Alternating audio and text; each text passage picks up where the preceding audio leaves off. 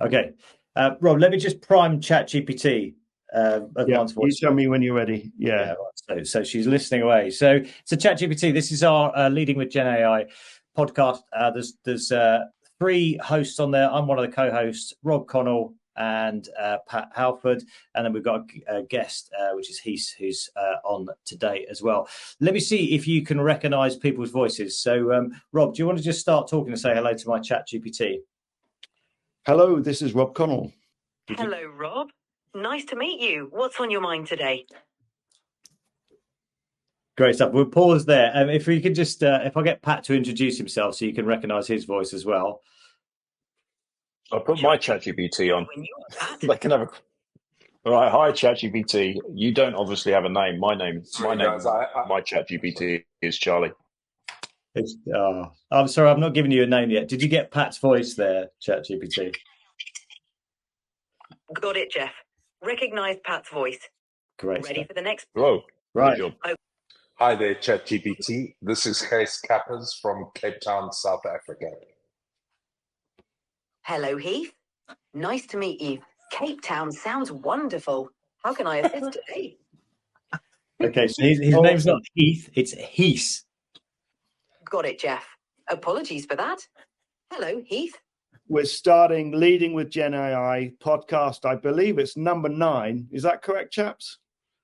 It is number 9. Yeah, number 9, Leading with GenAI, our business podcast. And I'm super excited to introduce Heath, who is calling in from Cape Town. We're keeping it as international as ever. And Geoff's got a guest as well, but we'll get back to Geoff's guest in a moment.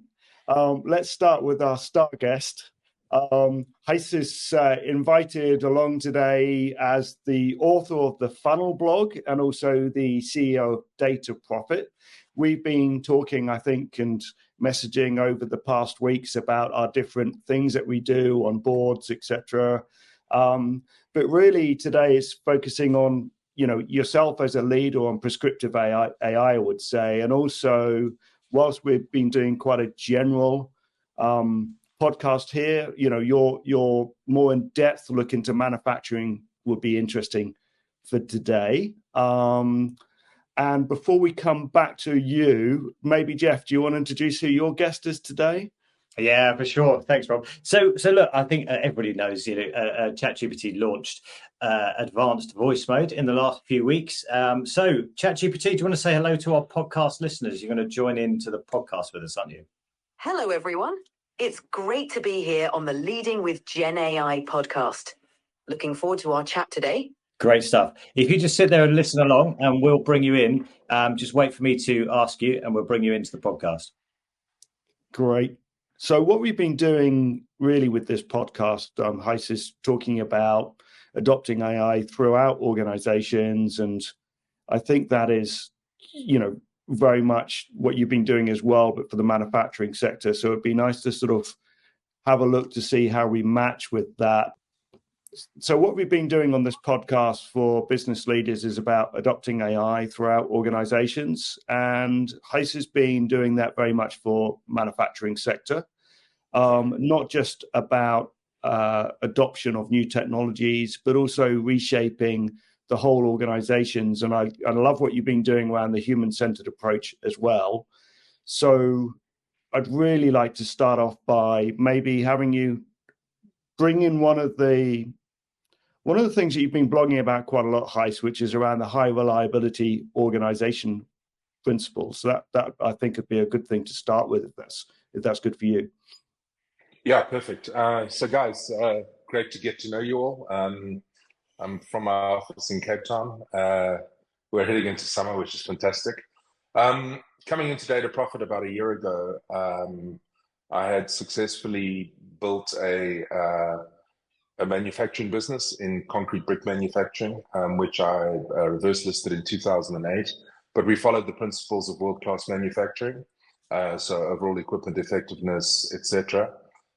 All along that journey, because I'm not really good at a lot of things, but I love building teams. I love building businesses. I love doing things a bit differently to everyone else.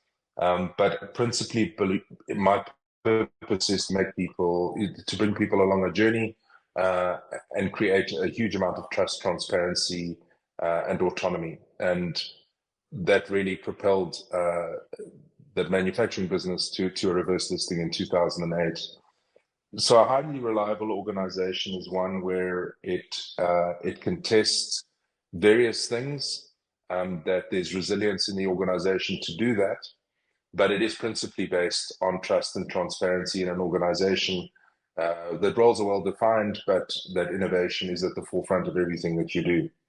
And it's something, after I exited my brick manufacturing business, I went on to do an executive MBA at the graduate school in Cape Town. And it has a big focus on systems thinking and philosophy. And that's how the concept of highly reliable organizations are brought to me. In the transition that manufacturers are having to face now globally, the transition to take on new technologies is always pervasive, but I think it's more pervasive now than it ever has been. And unfortunately, since attending a World Economic Forum conference in San Francisco a few months ago, only 40% of manufacturers globally are doing anything with digital transformation, not even about AI. So coming into data profit, this business has what we call prescriptive AI, but what it can do is it can predict and prescribe a future instance based on the data it receives today. What we're finding is that while the technology is super cool and can show demonstrable ROI in literally 3 months, there is a huge amount of work that needs to be done with people, because this is a dramatic shift in terms of change management. To bring technologies on board, a lot of them fail. About 80% of all technologies brought into business fail. What makes the value proposition, or makes that proposition even harder for us at Data Profit, is that it's in the manufacturing sector. And the manufacturing sector typically has older generations, and I'm probably heading that way quite soon, actually, but they've done things a certain way for a long time. And because a large number of these manufacturers produce high value products like foundry products, engine block manufacturing, or high speed products like Coca-Cola bottling or stuff like that, to make any change and to believe that a machine can tell you how to make that change better than what your institutional memory can do is a trip too far. So what we're doing and what we're seeing is necessary is, number one, how do manufacturers adopt new technologies in a meaningful way? How can technologies such as artificial intelligence enable them to do their jobs better? So whatever took this amount of time can now be done in that amount of time, which enables them to be more innovative and more curious. But at the same time, what we're recognizing in an industry is that you need to get Gen Z on board, or Gen Z. And manufacturing is a noble profession if it's done correctly, but typically the younger generations don't want to go there. Yeah. So sorry to interrupt your flow there. It's really interesting to hear you talking about that. I noticed in one of your blogs you talk about doing data readiness and AI readiness reviews, and then going into putting data collection at the edge. With the organizations you work with, how much of it is data they've got already that they're not using that well? And how much of it is you've got to go and put new sort of collectors and sensors and those kind of things in to go and collect the data in order to better do these things? That's a really good question. I would say, depending on the company and depending on, so we have a very big global auto manufacturer from Germany that I would say was probably about 80% ready with data, except it was coming from lots of different places and nobody could make sense of it. So we have to formulate those data lakes and a unified view of data before we can look at bringing in the AI or machine learning element. Other organizations say that they have it, but they don't. And other organizations don't have it at all. So when we take a customer on a journey, they want to get to this place, but they're here. And it's about how we work with them to arrive at that place. But understanding, in terms of our formulation methodologically, strategically as a business, that we follow the 3 Horizon framework. The work of now is going to evidence stuff, but we'll put our edge devices down, we'll do the data collection. Once that data starts. Do you want to just very quickly explain what the three horizons are? Sure. So the three horizons is something that came from McKinsey, but it basically says that in the ever-adapting world, things change over time. So the work of today, the business of today, and the relevance of your business today will probably not be as relevant in 2 or 3 years' time. And with the speeding up of technology and artificial intelligence and everything, I mean, even being on this call with ChatGPT is something we could not have foreseen 5 years ago. So H1 is really the work of today, but we see that dissipating over a 24-month period, depending on your industry, but certainly in ours is data profit. Then Horizon 2 is the work of today, which then leads to the end of, say, next year. And as Horizon 1 dips down, Horizon 2 intersects to overtake Horizon 1. And then at the same time, you're building for Horizon 3, which is, say, a 3-year out. And then as Horizon 2 starts dipping down, Horizon 3 then intersects with it. And the same methodology is what we adopt with our customers, specifically to Geoff's question, if they're not ready at all. We're selling them a story of a future, but we realize that it takes time. And it's not like coming into a room and switching the lights on and suddenly you've got bright light in the room. And it's also not just about putting the box down and extracting the data. And presumably, he says, well, with that, you'd need to collect data. If they haven't got data, you'd need to collect data for a period of time to be able to have something meaningful to use, yeah? Yeah, so typically, I mean, these edge devices that we work with our clients on, and which PLCs are we drawing data from? What other sources of information can we draw into our edge device? So ChatGPT, you've been listening along. Sorry, I'm back. What he's just saying there. What's your thoughts on the use of AI in manufacturing, and particularly what he's just talking about there with using the different horizons? Having a technology failure on all levels here. Can I? I'm going to just jump in for. I'm going to jump in for a sec. So thanks, Heis. I mean, obviously, I'm doing this based on the blogs that I've been reading that you've written. So I think particularly in the manufacturing industry, and I've sat on some steering groups around this as well, is I think I could reiterate and experience some of the things you put in there in terms of right now, you're looking at the drivers, the change management, and I'd love to come back in a moment to Gen Z and the CSR.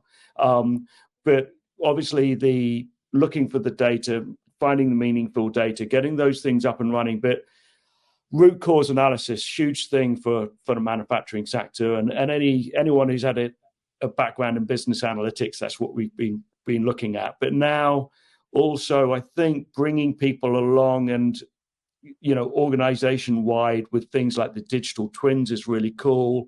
Horizon 2 around things like predictive maintenance, which we've been talking about for a while, but really the Horizon 3 around the prescriptive AI, that's something I'd like to embellish on a little bit. So 2 things from me there is, one, maybe you could give us an idea of perhaps implementations that have taken place, and has anyone got to that Horizon 3 that, yet? Or where do you think we are at the moment with the real world cases that you've been working on?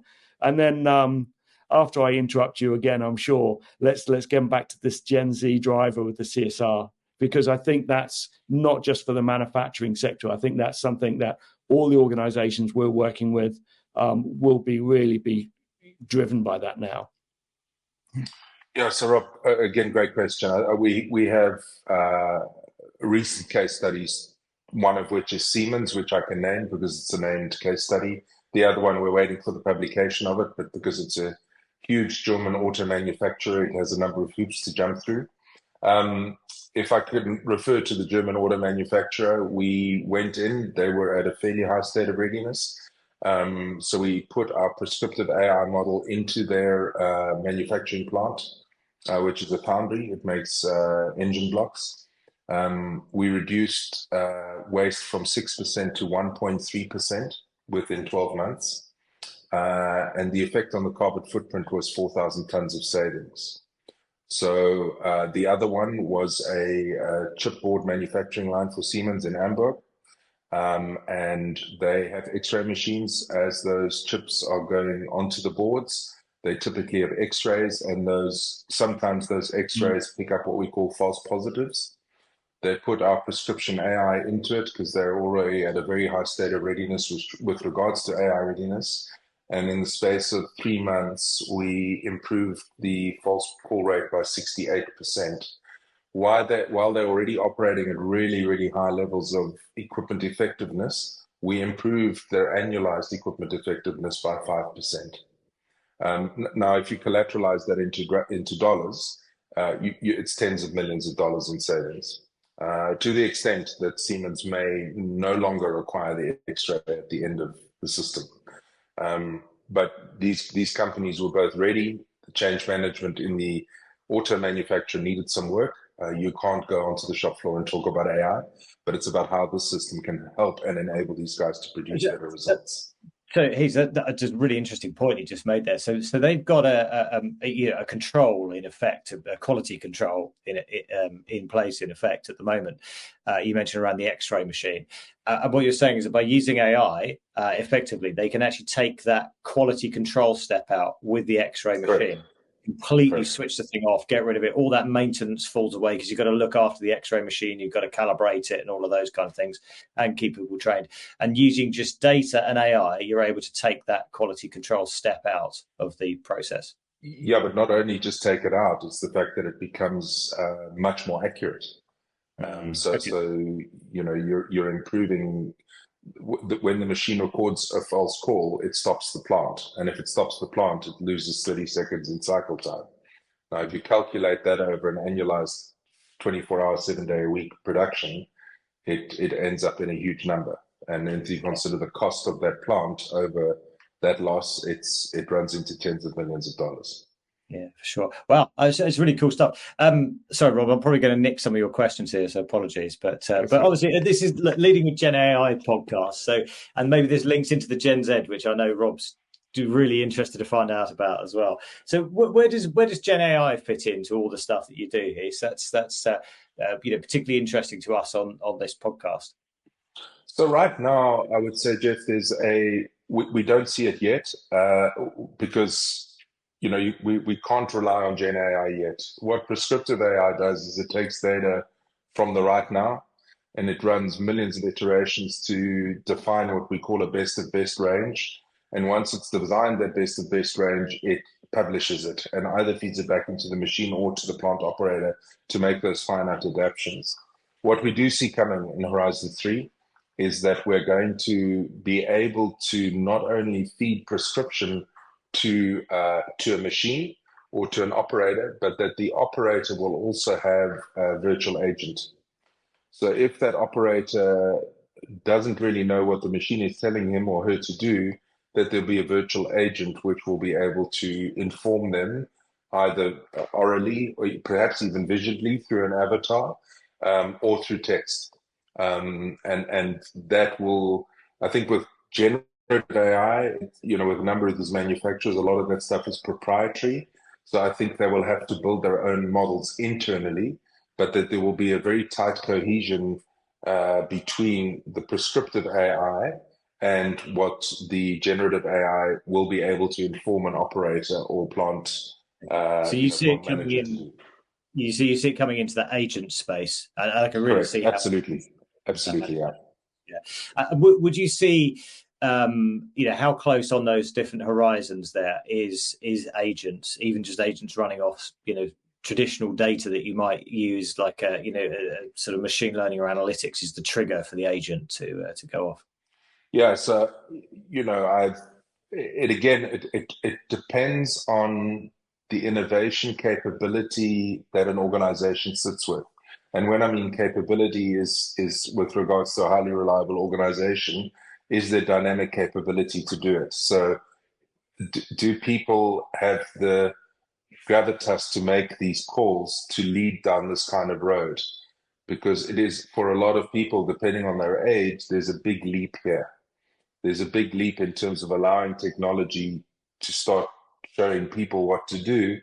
And if your way of learning has been something different, that needs to change.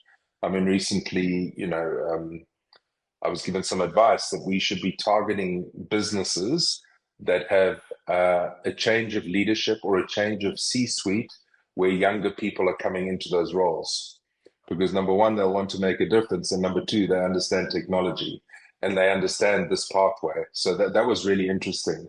And But do you think that's the same with the workers as well? With Gen Z workers, that they're going to be more receptive to the idea of agents. Oh, no, for sure. No, for sure. There's no question. I think overarchingly, and I write about this quite a lot, because what we're seeing, especially out of the US right now, is that there was a Wall Street Journal article about this, that a lot of Gen Z workers are actually going into blue collar work. They become handymen or electricians or plumbers. And then they're on Instagram, and then they get sponsored by the hardware tool companies that they promote. But I think what manufacturers around the world to do is, how do we get Gen Z into manufacturing? And my thesis on that is that to get them to come in is to make it cool through data, and to give them the autonomy to make innovative changes. It's interesting. I've heard lawyers that I work with say similar things about, how are we going to get the best law graduates out of law school? If we're seen as an old school kind of law firm, we need to be using these latest technologies like GenAI in our legal practice to be able to attract the best candidates to come and work for us. I'm guessing that must be the same in manufacturing then as well. Is how do you attract the brightest and the best? Yeah. And I think, as lots of people are speaking about, it's around Gen Z wants mastery, autonomy, and they want purpose. So if a manufacturing business is purposeful, so it's not throwing stuff into the rivers and it's doing things that are good for the planet, that in and of itself becomes purposeful. If they can have mastery in terms of how they can use data from manufacturing to improve the output in terms of efficiency. By improved efficiency, you have lower energy use, you have lower waste through the system, which leads to a reduction in carbon footprint, which is good for the planet. Interesting. So that's a way of kind of selling this to Gen Z to come and work in manufacturing, is that the work that you can do using all this latest data and AI techniques, it will actually reduce waste and have a positive or a less negative, depending on how you look at it, environmental impact. Interesting. Yeah, and let's not giving them the autonomy to be the change. Yeah, and let's not sell Gen Z short by saying it's not just about trick new technology. I mean, we know that having the agents, having the digital twins, bringing sort of the metaverse into play as such, it means that those sort of enabling technologies means that there shouldn't be any. You don't need to be a digital native to use those interfaces, etc. Right? But I think the Gen Z is going to be, beyond that. I love what you're saying, Geoff, in terms of purpose, right? So it's going to be more about. I want to clean up manufacturing, and I want to work for. If I'm going to go and work for a manufacturer, I'm going to work for a manufacturer that is quite strict about waste and becoming a carbon neutral manufacturing or carbon positive manufacturing even. Yeah, I think there's some. It's interesting that you gave us a couple of examples there, but as we know, there's probably a lot of companies probably still around about Horizon 2. We can get excited about some of the Horizon 3 things. But unfortunately, more of them are in Horizon 1. Okay. Yeah. Yeah. So, and you talked about, age. I hope, none of us are that young here on the call today that we don't get too sensitive about that one. But what are the other barriers that you need to overcome to get people beyond Horizon 1? So I think what's helping right now for us is that we have empirical evidence from leading global manufacturers. So you're telling a story, but that story has an empirical end to it. And make no mistake, as we are all, mostly capitalists, the swing around is that everything has been purely profit driven for a long time. My understanding, and I stand to correction, is that Gen Z, that's still important, but it's more about a planet, a purpose, planet, people, and profit. So in terms of the horizons as we see them going forward, I think that unfortunately there aren't enough people that are, from a senior management perspective, that are taking this seriously enough. Because if we look at the EU right now, there are a number of legislative actions that are coming to pass that have to see carbon neutrality in certain verticals by 2030.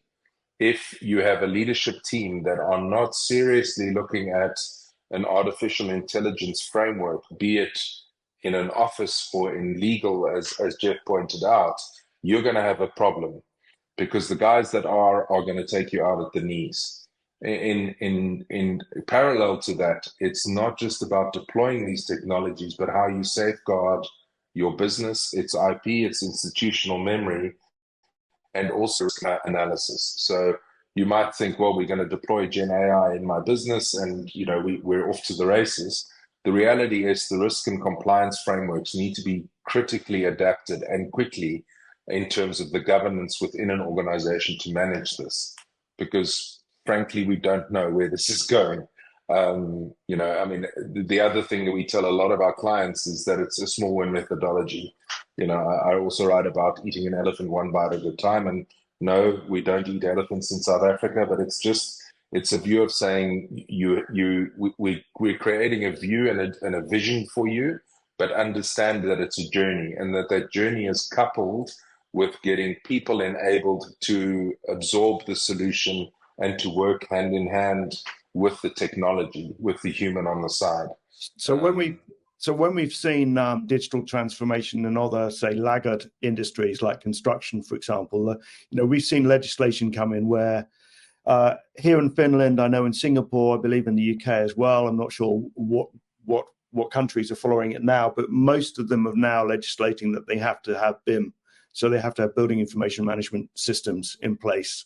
Yeah, which is helping companies like AutoCAD sell more software, and it's relatively expensive unless you're quite a large organization to bring that into play. So would you see the manufacturing industry being pushed to have to go down the, dare I say, metaverse route, with digital twins, for example, because it's not just about looking fancy, it's about the safety aspects, in the same way that we always used to have to keep an eye on where the gas pipes are and keep a record of where the gas pipe is, etc., or blueprint. So do you think things like a digital twin is going to be forced upon these organizations? Yeah, absolutely. I think the problem that, again, if this is done, I think you're going to start attracting Gen Z into the businesses that are doing this, because it's super cool. And you're at the forefront of technology within manufacturing. And I think that by virtue of what that says, attracts, data scientists, and it attracts the future. The problem is that it's still quite costly. I mean, we don't, as Data Profit, we can't deal with enterprises less than, say, $30 or $50 million a year in revenue, because the cost of a solution like ours is not inexpensive over a 3-year period, while the ROI is demonstrable and the ROI is evident very quickly. The state of readiness can delay things, as we've discussed previously. Mm-hmm. But certainly what I do see happening is that if we take a look at solar in another example, solar used to be really expensive. But just in the last 12 months, the price of solar, from a panel perspective, has dropped more than 60%. The same is true of this technology. What we're aiming for as Data Profit is that within 3 years, this will be a software as a service solution. So and this is download the application. Yeah, and this is where we'll get excited, because we'll come in and say, hey, the digital twins, etc., are going to be a lot cheaper with Gen AI, and using Gen AI and coding and normalizing the data and all that sort of stuff is going to be easier and more cost effective to maybe smaller manufacturers. Hey, Pat, do you want to jump in on any questions? Yeah, no, it's a fascinating conversation. Thank you, Huss.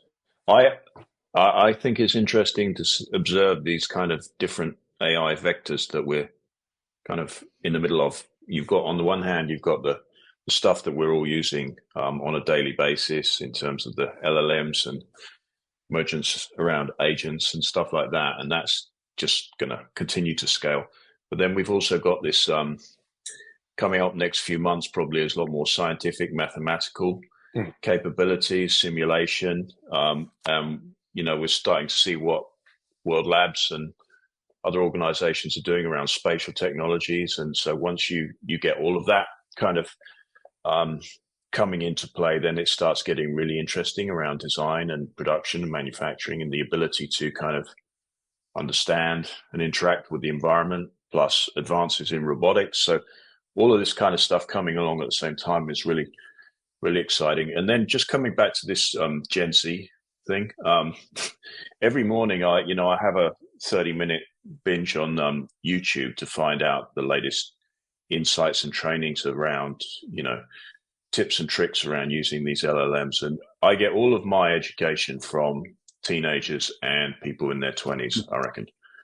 Every morning there's new use cases around how, they use combinations of Notebook LM and ChatGPT and Claude and this and that. And the way they make and also designing and developing agent frameworks, and the way they put these YouTubes together so quickly, that the education is so clear that these people, already know exactly what they're talking about. And I think that it's going to be up to businesses, so-called more experienced people, to try and keep up with these young innovators as they kind of work their way into the businesses, or indeed start their own organizations and teams. Yeah. And Pat, did you see that? I think it was yesterday, which doesn't really help people watching this podcast on catch up, does it? But on the Wednesday, or what would that be? The 9th of October, Ethan Mollick put out that, I think it was a paper, wasn't it, about, and there was this wonderful term he referred to in there around the secret cyborgs. And did you see that thing he was talking about? And he was basically saying, look, people are getting on and using this kind of technology, even if you haven't given it to them and you don't know that they're doing it. And I think that's really interesting when you look at the Gen Z, because they were going, why wouldn't I use a tool like ChatGPT, Claude or whatever to do my job better? And they're just going to go ahead and do it anyway. And they'll be doing it, and then you'll find out about it later. And I thought what was interesting about that secret cyborg thing was the fact that people didn't necessarily, there was numerous reasons why they wouldn't put their hand up to admit they were doing it, because it looked like, well, if you can get your job done in half the time, then maybe we only need half the people. Might be why people. Well, on that note, let's give your enhanced voice assistant another go. See if one of us can be made redundant on the next podcast. Yeah. Hey, ChatGPT, are you listening? Yes, I am, Geoff. What's up? It worked. What's ChatGPT? What's your thoughts on Gen Z and the use of AI in the workplace, particularly about how young people will be expecting to use all of these latest and greatest technologies? Well, Geoff, Gen Z has grown up with technology at their fingertips, so they're naturally inclined towards using AI in the workplace. They expect intuitive, smart systems that enhance efficiency and creativity. For them, AI isn't just a tool, it's an integral part of how they approach problems and innovate. They're likely to drive AI adoption across industries. And do you think that's something that companies need to get into their hiring policies? They need to think about the fact that to get these young people on board, you're going to need to really actually show how they can come in and use these latest technologies. Absolutely. Companies should highlight their commitment to innovation and the use of AI in their hiring strategies. Gen Z will be drawn to workplaces that not only embrace AI, but also offer opportunities for them to be involved in shaping and using these technologies. Yeah. It's a great stuff. Thanks, ChatGPT. I'm going to hand back over to Rob now. I was waiting for her to say, please don't interrupt me, Geoff. You, Rob? Well, that's great. Well, yeah. Well, that was fun. I don't know. What were your what's everybody's thoughts on what she just the said? ChatGPT thing? I did notice. It kind of, I could see as anyone's used it, it flashes at you as it's listening, and you can see it's picking up what's going on. So I could see that all the way through the conversation. I then put myself on mute and was trying to talk to ChatGPT, and then it just wasn't responding to me. So I actually had to end the session and start again. So we might need to practice this one a bit more. Yeah. Maybe it just got a bit overloaded with 25 minutes worth of talk it was trying to keep track of. Yeah. Well, I think this has been good fun. I think Gijs, we'll have to come back to you again and see how things are progressing. And I'm sure we'll have a chance to work together on some other things as we go along. I'm definitely interested in talking again in the future about agents. I thought that was really interesting. The point that you made there is agents within the manufacturing space, definitely. So this has been the 9th podcast for Leading with GenAI. It's been delightful to have Gijs come and join us from Cape Town to talk about the manufacturing sector and where we see the future with GenAI is there. And Geoff, thanks for demonstrating the advanced voice assistant today. I'm certainly going to have a play myself. And anyone who gets this podcast, please feel free to comment, post questions, give us ideas of future ones. And for our next podcast, at this time, we are planning to be talking about GenAI in the use of the private equity and investment community. So a new topic for us to ask ChatGPT to help us prepare for next time. Good stuff. Thanks, everyone. Thanks, guys. Thanks. And Geoff, thank you very much, gentlemen. It's been an honor. Thank you. Have a great day. Bye. Thank you.